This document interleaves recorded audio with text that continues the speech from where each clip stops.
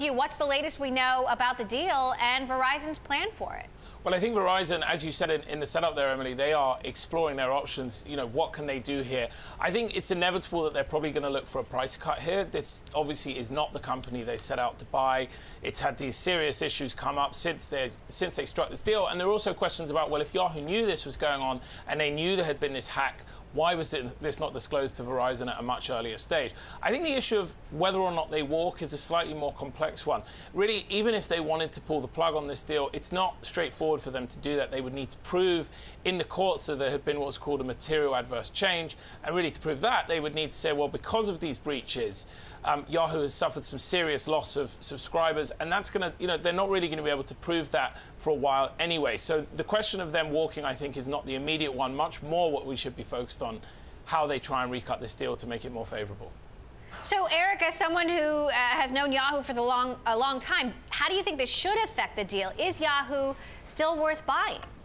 Well, I think for Verizon, the reason to buy Yahoo, which is for its users, and it's a large billion-dollar-plus user base, is still valid. Obviously, it warrants a price cut or it warrants some sort of a concession because there's a lot of liabilities here, and they're also going to want to, Verizon is also going to want to protect itself from a bunch of lawsuits that are bound to happen. In fact, today there was a number that were announced.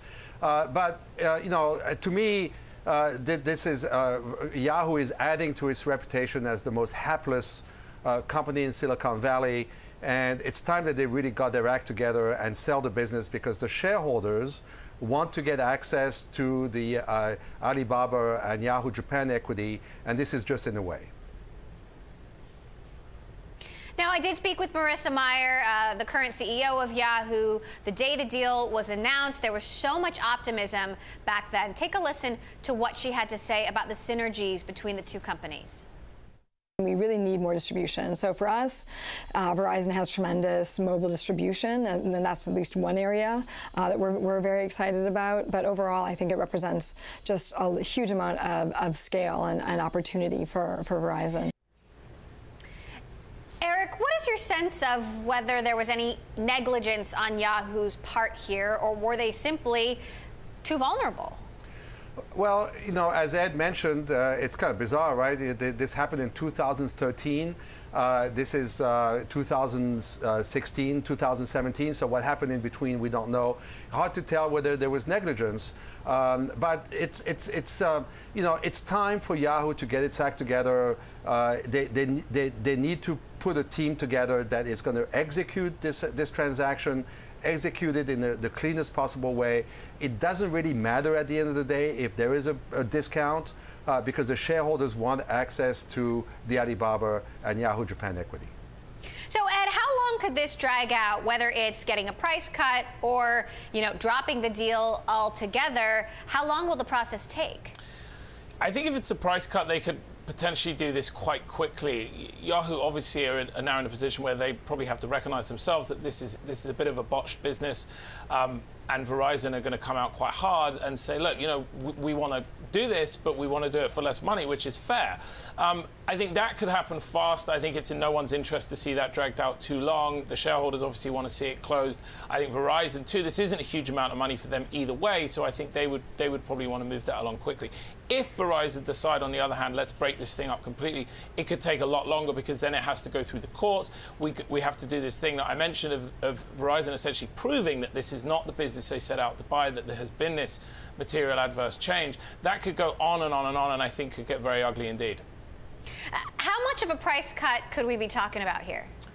Well, one thing that was mentioned in actually one of our stories on Bloomberg Gadfly was that the market is assuming that this is going to knock off almost $1 billion of value, which is quite substantial if you think originally this was struck as a sort of, I think it was $4.8 billion deal.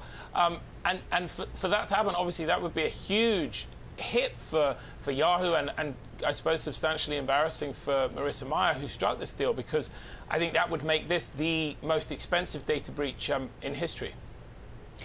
So, Eric, look, you've called it the most hapless company in Silicon Valley, though you still see some value there. If a deal falls through, what does that mean for Yahoo? It's a big problem, because I don't see how they can make it as a standalone business. They have to, in my mind, they have to replace the CEO, put a team in place that is going to streamline the business and make it attractive to another buyer, possibly AT&T, who was interested at the time. But you know, the landscape is shifting constantly. There is no question that there is value in the billion-dollar monthly active users that Yahoo still has. Somebody has to come, put that together, package it in a way that is rational, and sell it as quickly as possible. If you're Marissa Mayer right now, what are you thinking? What are you doing? You're thinking that your reputation is even more on the line. You have a duty to your shareholders to see this transaction through. It might be hard to swallow a billion-dollar discount, but if it has to be done, it has to be done. Egos have to be set aside, and the rational decisions have to be made.